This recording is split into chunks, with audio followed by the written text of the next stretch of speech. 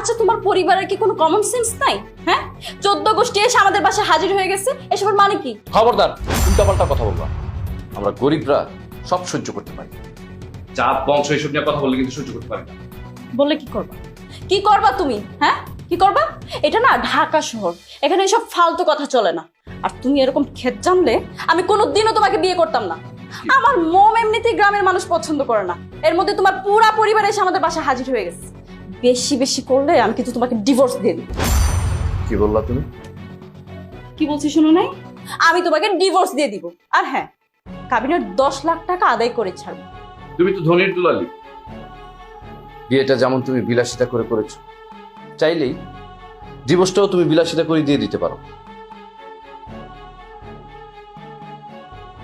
ফারুক ওনাদেরকে নিয়ে যেতে এসেছে। তাই জন্য তা না হলে সব টাকা আমি নিজে ঘাড় ধাক্কা দিয়ে বের করে দিই।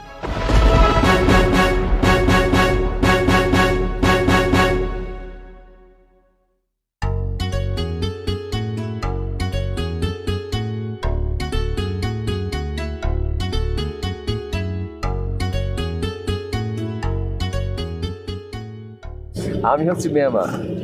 আমি আপনাদের আদর ভালোবাসা চাই। আপনারা আমাকে সেবা যত্ন করবেন, একটু ভালোবাসা দিবেন, একটু খাওয়াবেন, ঘুরবো ফিরবো, এই তো। আমার তো বয়স শেষ হয়ে গেছে, তাই না? আর বিয়াই, আমি আপনাকে সিগারেট খাওয়াচ্ছি। না না, আজকে আমি আমার সিগারেট খাবো না এবং আপনাকে খাওয়াবো না।